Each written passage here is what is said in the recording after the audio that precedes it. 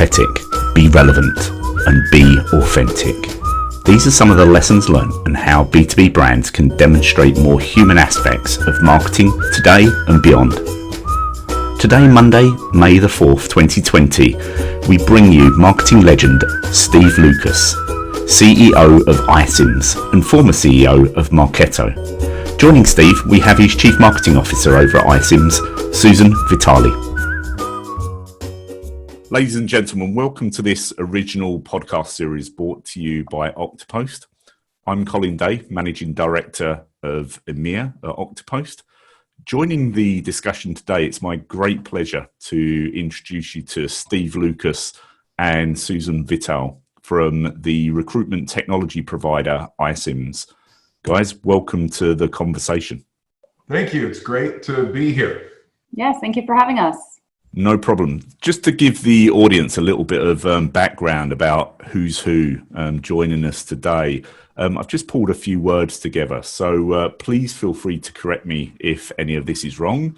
But Steve, some of the audience and some of the people listening to this, you probably don't need too much introduction to, given that you're the former CEO of Marketo, or now Marketo, an Adobe company.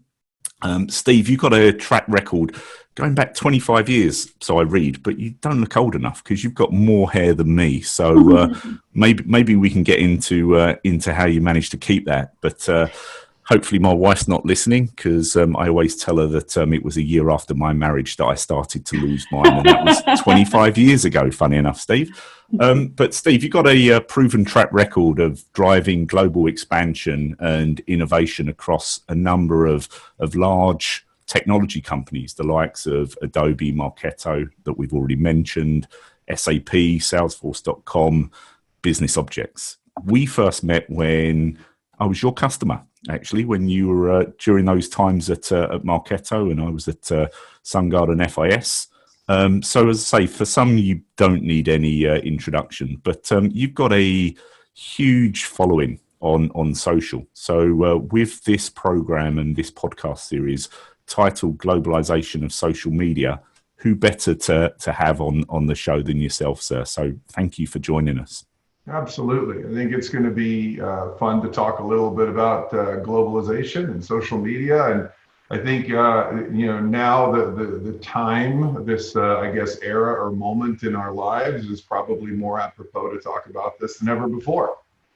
Excellent. And you're joined by one of your colleagues, your Chief Marketing Officer over at iSIMS, Susan Vitale. So Susan, just a little bit about you, if I may. So from what I understand, you're responsible, obviously, in your role for iSIMS brand, but you've also been there a considerable amount of time. It's like 2005, I think you joined the company. So did you join right out for high school? Just a little bit after that, just out of college. Yeah, it'll be 15-year anniversary this summer. And what does Steve give you as a 15-year anniversary gift? I think we're getting virtual hugs this year. Perfect. Excellent. It's like I've worked before where we get little pins or little brooches or maybe a nice watch. So tag him up for something special. But now that he's out there, he's going to have to. There you go. Look, he's making a note about that one right now. But Susan, I know that you speak or you. Historically, I guess not at the moment, but in times gone by, you've done a lot of public speaking around best practices in HR and HR technology trends. I guess given some of the interesting times that we're living in at the moment, you're in great demand. So thank you so much for giving up your time to join us in the audience today. Yeah, it's absolutely my pleasure. There are some really cool parallels that we've seen for years around how sales and marketing go to do their job successfully and what that means for HR and recruiting. So I kind of geek out to those overlaps, and it's a pleasure to be here. Excellent. And being the CMO, so you are the target audience for my sales colleagues at Oktopost. So I'm sure they're going to be listening to this one diligently to work out, as a CMO operating in the world today, what you and your teams are looking for in the strategies that you're taking to market and how they're changing in current times. And I guess we'll get into that. So, first question for you guys is, really, we'll be judged on how we behave now as brands, as C-level executives, and as individuals. So, what are you guys doing differently, or what are some of the things that you're doing differently now to, say, a month or 2 months back? Yeah, I mean, I think Susan will have a lot to say about that. I think, for her, it's the convergence of, a business in a global pandemic and a new CEO. Probably two interesting things happening at the same time.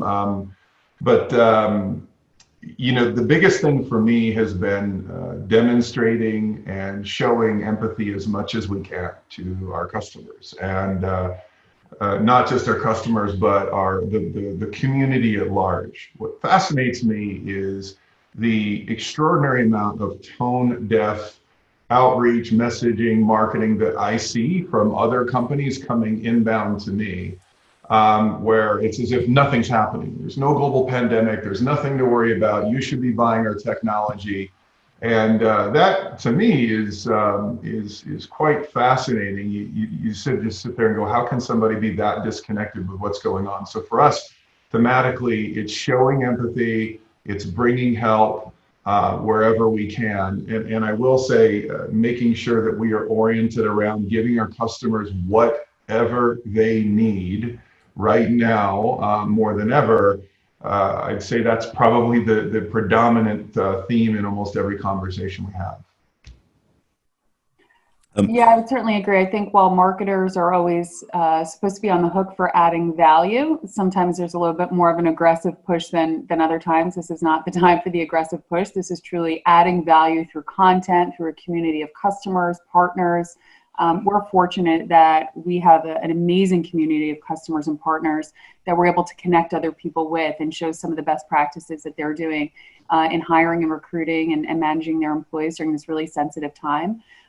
So we're processing literally about 75 million job applications a year. So we're sitting on amazing data that we can bring to market and share some really interesting information on, bring ebooks and kits and things like that.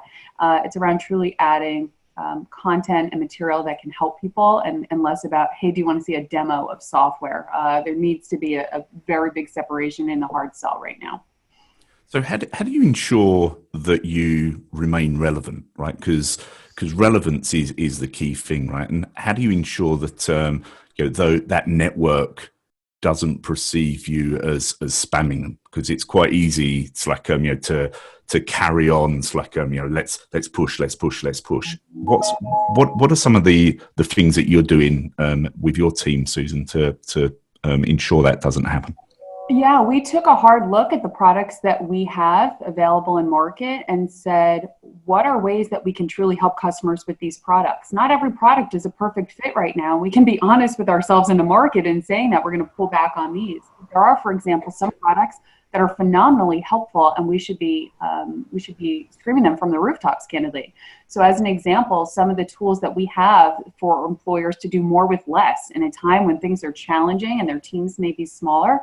We have AI tools, chatbots, self-scheduling, things like that we need to be able to serve up to our customers.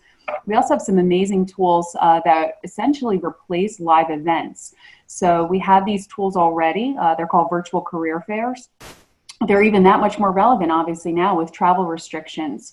Previously, employers used these tools because they couldn't necessarily get to every university or what have you, and they can literally spin up a branded event through mobile devices and have kind of like booths for that. Talk about relevant now. These are things we're bringing to market and letting people know we can truly help with those types of solutions. In addition to things like text-based recruiting for surge hiring in areas like supermarkets and delivery drivers. Excellent. Steve, question for you. You've worked for a number of global organizations that we mentioned at the intro there.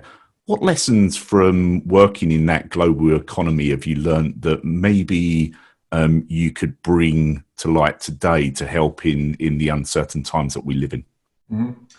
I mean, certainly, I think we're all trying to draw upon prior experience that wherever we've worked, whatever that may be. And I've reflected back on running a large sales organization back, post right at September 11th.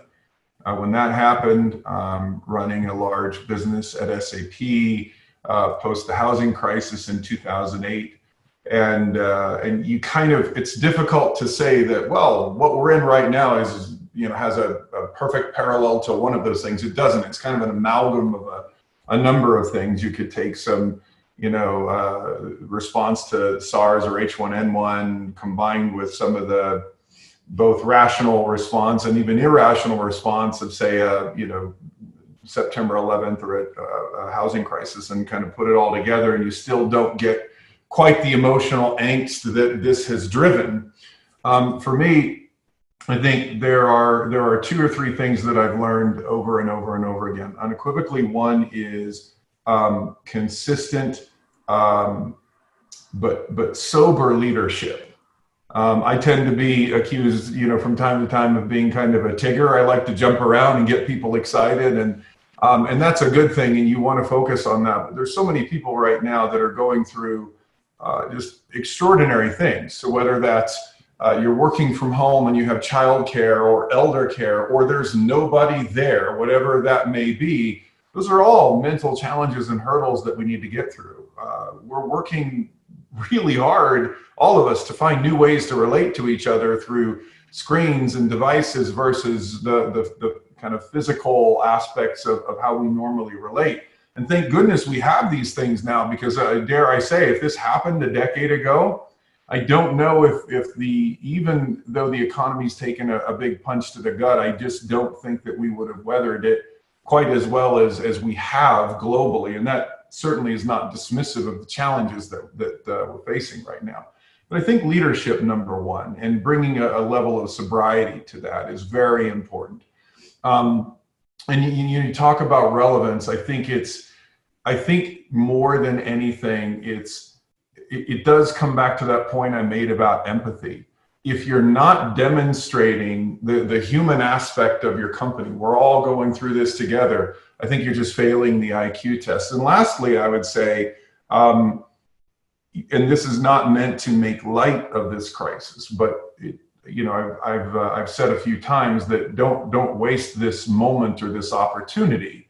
And what I mean by that is we do have an opportunity to rethink how do we do business? And I think everyone should be thinking that way. How do we do business going forward? Because the truth is, the world will never be the same. I contend and believe that the amount of change that will come post this directly correlates to the amount of disruption in this moment or situation that we're in, and it's profound. So there's some great insights there. Just to pick up on a couple of those, right? It's like, Susan, the topic of this podcast series is all around, globalization, right? And Steve talked eloquently about, some of the views and lessons that he's learned over his career, right? And really, there is no playbook for what we're in at the moment.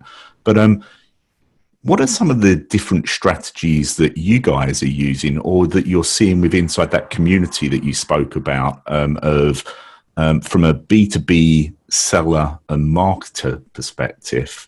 How are you changing the way that your sales teams and your marketing teams are working and going to market in order to keep that relevance?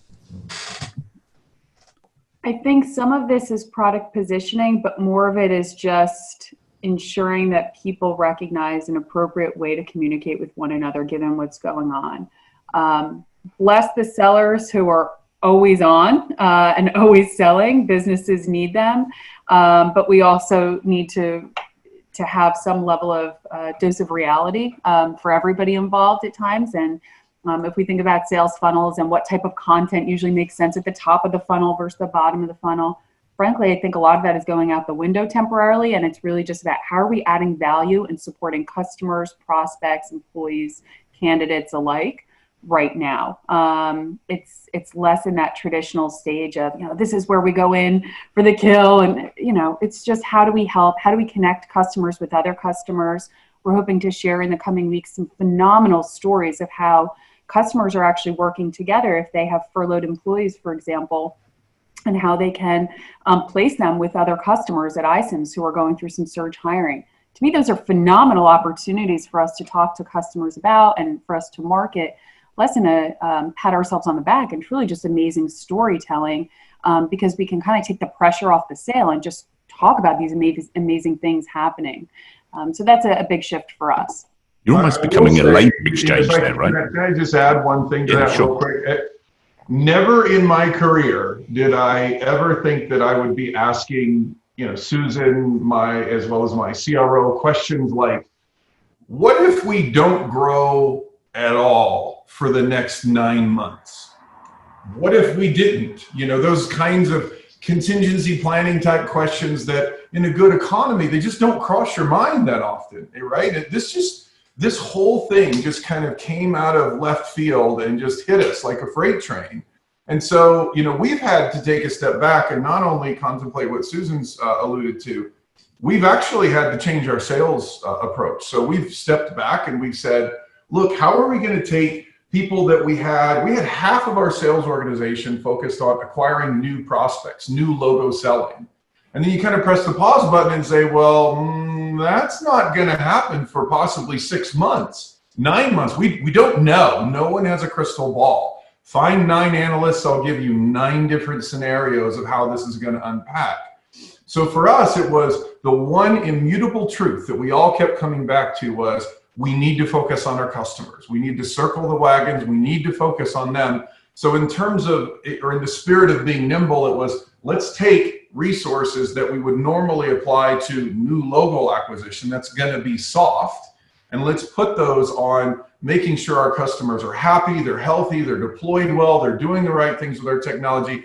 And I would encourage anybody listening to this to really think long and hard about how much new growth or net new growth or new logos are you going to acquire, for the foreseeable future. Call it 6, 9 months, whatever it may be. It doesn't mean it won't come back. Of course it will.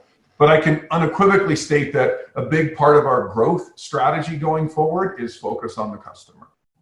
Gotcha. So Steve, just picking up on some of that, right? It's like and what Susan was saying earlier on about changing some of the communication strategy, for example. The one thing that we've all got in our pockets are our mobile phones, right? It's like we're all big fans of Zoom or other web technologies that keep us connected. I mean, as my family, on the weekend, we've started doing a weekend pub quiz just to make sure that all of the kids are brought together, and obviously the younger ones are not drinking alcohol, but we're just having a pub quiz to keep that communication going. But from a client perspective, it's like we're all connected via these things. Susan, as some of the channel that you use to communicate with those clients, has that had to change? Because we've gone through a radical digitalization of our businesses, right? It's like when I've done transformation projects for sales and marketing teams in the past, these things have been 2-3 year exercises. We've had to do them in 2-3 weeks, or in some instances 2-3 days, right? Have you found that your teams are starting to use different channels to communicate amongst themselves as well as out to the end client?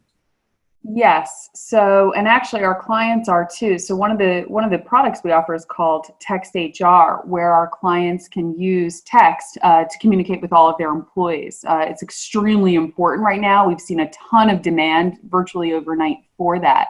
And we use text quite a bit within our own organization too. I think as with other organizations, we're going to see a tick up in email and nurturing clients through email versus paid sources, because to Steve's point, we're not necessarily going to see a ton of demand through paid search and things like that. We're also seeing obviously a lot of events go virtual. The challenge we'll have to work through is that we are obviously not unique in moving in those directions. So how do you ensure you're not saturating those markets? We can't send 7 emails a day. We can't have 55 virtual events a week because there just becomes a point of diminishing return. we're still figuring out what that right level is as everybody is moving towards this new model too. So it's going to take us a little bit of testing to get there. And what role does social media play in your strategy? Probably not enough. If Steve were to answer, we have a long way to go there. That's just because he's got a big following. That's all. That's all. It's like, remember that Tigger comment, right? Yeah.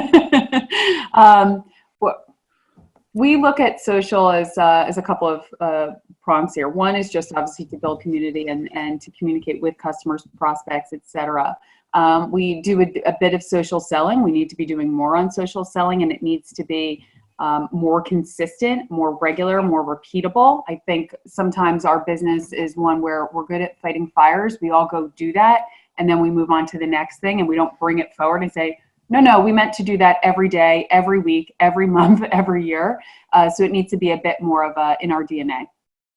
I think the blessing and the curse of social will always be, you can find out what anyone is thinking anywhere in the world instantly. That's the blessing and the curse of social media, right? And for us, it's one of those things that some companies, like an iSIMS, for example, we have a lot of greenfield around social, and that's an exciting thing for me. It's one of the long list of reasons I joined. But I mean, we're not going back. No one's going to go, you know what, this social thing, it's really played out. We're going to stop doing it. I think the challenge with social will always be, what is the right channel for engagement? For me personally, I have found I can tweet all day and it kind of gets lost in the wash of a million other tweets. On the right hand, I can make one post on LinkedIn and get 500,000 views. And the engagement level, I think that's the notional aspect of all of this, is just where is that perfect level of client engagement? For some industries, believe it or not, I get some CEOs telling me like, hey, TikTok, for whatever inexplicable reason, is the best channel to go on. It's short form video content, something fun and lighthearted. I'm not sure anyone wants to see me doing, flossing or doing the Macarena or whatever. If I know a couple of people from your past that would love to see that, mate. I'm sure Susan doesn't want that, but the point is, like, we for us, it's really going to be dialing in what is that right channel for that right audience. Yep, no, that makes perfect sense. I've got one last question for you both, and you may want to split it. You may want one of you to answer it, but if you've got 3 tips, right, what are the top 3 tips for the people listening with regards to, what's happening around us today and how they should be thinking about their sales and marketing strategies going forward? If it was the top 3 things, let's have them from both of you. Susan, ladies first. After you. Make it relevant, make it authentic, make it empathetic. Perfect. Wow. Steve? Those were the exact 3 I was going to pick. Now I'm scrambling. I would unequivocally say that start with empathy. That unequivocally is the first thing. I think the second thing will ultimately be, when you think about this notion of relevancy, there's only one question to ask yourself, and this is, how would this land on me? And if you've got a spouse, a significant other, now's actually a really good time to leverage that extra input that you have. So go ask your spouse, what do you think? Because right now, especially working from home, it's those are good conversation drivers anyway. I've brought my family in on more work topics than I'd care to mention. So I agree with the relevancy. I will say this though, it's not the time. This is my third point. It's not the time to panic or overreact, but understeering could be very costly. Do not understeer. So finding that perfect balance of the reaction, overreaction, like what's right down the middle. If you believe that the model that worked for you on January the 1st is going to work for you today, you are profoundly mistaken. This world has changed and changed forever. So instead of disruption showing up on your doorstep 2 months from now, proactively disrupt. Excellent. Steve Tigger Lucas. I'm going to have to call you that from now on. But hey, you've just painted a picture. I love Winnie the Pooh, by the way. So the Tigger analogy was fantastic. And Susan, I don't know you well enough, so I'm not actually going to give you a nickname or a middle name. But thank you guys for joining the discussion today. I'm Colin Day, Managing Director at Oktopost, and thank you to my guests. Thank you. Thank you so much.